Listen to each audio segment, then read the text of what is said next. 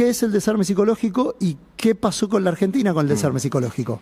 Bueno, el concepto surge de mi observación como profesor de la Escuela de Guerra Naval, que empecé en el año 2001 a enseñar evolución del pensamiento estratégico y luego evolución del pensamiento naval. Que en las reuniones, en las ceremonias de graduación, después viene el cóctel o viene una recepción, y escuchar a los cursantes, ¿no? Que aprobaban y cuando hablaban de sus destinos y veían el futuro de su destino como complicado, peligroso, que iban a ser castigados, que iban a sufrir por el hecho de ser militares, digamos, ¿no? Eso es por un lado. Y por otro lado también observaba que se había instaurado todo un mecanismo de micromanagement sobre lo vi en el manejo de la banda, en la banda, del ejército, de la armada, que no podía salir. O sea, situaciones muy ridículas, digo, no podían salir, se les prohibió que salieran del predio. Entonces, en el lugar donde estábamos en un momento, que era en el apostadero naval, la banda salía en realidad a una rotondita que había adelante para dar la vuelta y poder marchar, porque era muy chico el patio. No lo podían hacer, se apilaban contra el portón porque no podían poner un pie fuera sin autorización del ministerio. Ese tipo de cosas, más los bajos salarios, más la persecución mediática. Yo hice una medición en los medios de comunicación, en un estudio comparado entre Argentina, Brasil y Chile, de cómo, utilizando el Observatorio de Defensa Latinoamericano, había en ese momento, no sé si ahora todavía sigue, entonces, ¿cuántas menciones había de noticias positivas, neutras o negativas sobre las Fuerzas Armadas? Durante todo el periodo, o sea, a partir entre el 2007, que lo medía, el 2010, ahí hay 4 años, que Argentina tenía 95% de noticias negativas de las Fuerzas Armadas y noticias neutrales, el resto. No tenía ninguna noticia positiva. Y los propios militares, digamos, sufrían el hecho, bueno, el no reconocimiento, que el gobierno les decía, bueno, ustedes sirven solo para la guerra externa contra ejércitos nacionales, pero como no hay guerra, no sabemos, claro. O sea, son redundantes. Eso, el maltrato sistemático, pero era terrible, los nombramientos se los empezaron a retrasar, le generaban en fin, le generaban un montón de complicaciones en la vida que tenía que ver con esmerilarlos. Hoy el concepto sería los esmerilar. Entonces yo pensé, y el hecho de que ahora voy a explicar dónde vi la situación. Yo pensé en un momento, esto es un desarme, yo decía desarme moral, y después me quedé pensando, no es la moral, pero es lo profesional, es la autoestima.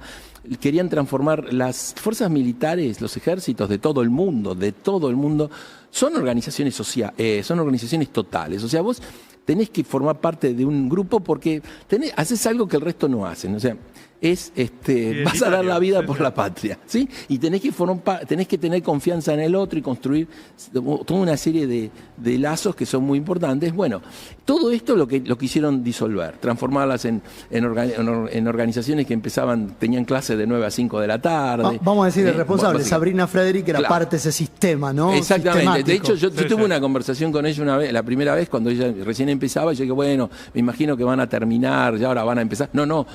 Hay mucho, todavía hay que cortar mucha carne que sacar, ¿no? Entonces empezaban a buscar situaciones, cosas de que no podías hablar de esto, no podías hablar del otro, no podías decir nada. Y me llegó en un concurso un profesor que decía que lo querían poner, ¿no? En un concurso que a los militares había que pensarlos sin la violencia. O sea, entonces los mensajes que eran la palabra...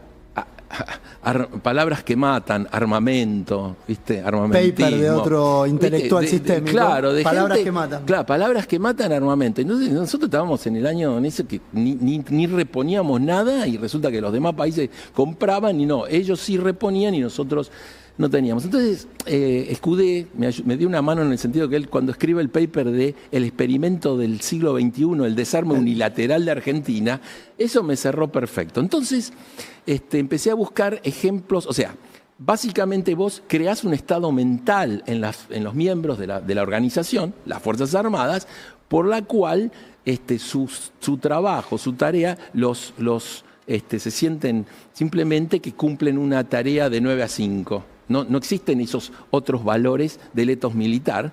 Por otro lado, económicamente el presupuesto los bajo, con lo cual no hacen ejercicio, no hacen nada. Pero los lleno de papeles, de papeleo. Y me ayudó justamente cuando tomé el curso en West Point de historia militar, me tocó una profesora que yo había leído un libro de ella que estudió Francia en la década del 30. Y ahí ella explica el proceso de cómo la pelea entre los políticos, el Congreso, digamos, y las Fuerzas Armadas llevaba a que que de algún modo grandes discursos a favor de los militares, pero por otro lado los maestros, y esto también está escrito en un libro que se llama El desarme moral, los maestros enseñaban a los niños en Francia, en la década del 30, que la guerra era mala, que no había que hacer guerra, obviamente para no repetir la Primera Guerra Mundial, pero el problema era que creaban la idea de que no a la guerra, frente a una Alemania. El gran problema de Francia es que no estaba Francia flotando, no estaba acá en Buenos Aires, sino que estaba con una Alemania que se estaba rearmando y que había hecho digamos, un objetivo de su política, vengarse de lo que le pasó en la Primera Guerra Mundial. O sea, vamos por ustedes y lo vamos a hacer mejor. Y Francia sabía que venía eso. Sin embargo, su política militar fue de que los militares se la pasaban, le daba presupuesto, pero se la pasaban, no le daban la cantidad de soldados que necesitaban. Y haciendo esto se te ocurrió desarme psicológico. Psicológico porque te crea un estado mental. Y el otro elemento, que el desarme psicológico va a la sociedad también. O sea, si comparás Argentina con Chile, ¿no? Permea la idea de no, porque Latinoamérica es una zona de paz y no claro, necesita cosas exactamente, armadas. también, Sí, pero sí. Eso, yo una vez me pidieron unos cursantes, estoy hablando de coroneles, capitanes de navío, que hablara sobre política de insurgencia o el problema de la guerra insurgente, una cosa así, y yo, le dije, bueno, yo lo voy a hacer, pero en mis términos. Qué casualidad que el día que voy a hablar del tema, estoy hablando de gente grande, digamos, coroneles, ¿viste? Vamos a hablar del tema profesionalmente. Me caen dos vedores, dos civiles, dos mujeres civiles, vedoras, se sientan en el fondo y venimos a observar la clase. Bueno, ok. Bueno, entonces obviamente lo que dije, bueno, quiero aclarar que este concepto no se encuadra dentro de las leyes de defensa nacional y eso, pero a pedido de los cursantes, y di guerra de las guerras coloniales francesas del siglo XIX. Entonces terminé con una nota muy buena, me pusieron una buena calificación y aprobé porque... digamos, pero tenías que cuidarte de qué ibas a decir, qué ibas a poner. Sí. Bueno, entonces, vos no te dan presupuesto, no te invisibilizan, te hacen desaparecer de la vida, no existís más. Vos fíjate que cuando había inundaciones y había problemas, cuando las Fuerzas Armadas asistían, nunca las cámaras mostraban a nadie de las Fuerzas Armadas, nunca, si estuvo ejército, estaban los vehículos de ejército, los helicópteros, nunca nada.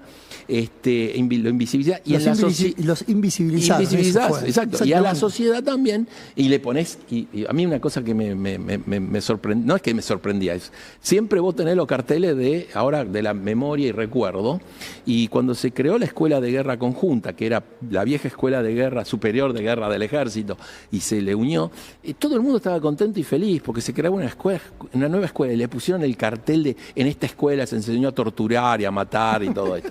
Entonces venían los cursantes extranjeros y me decían, profesor, ¿qué significa esto?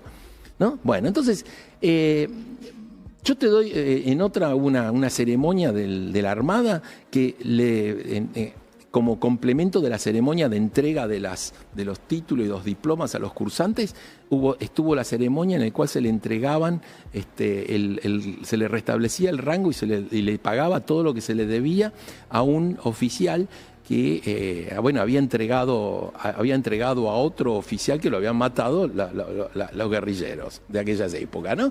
O sea, lo había entregado y como premio el gobierno había decidido restablecer.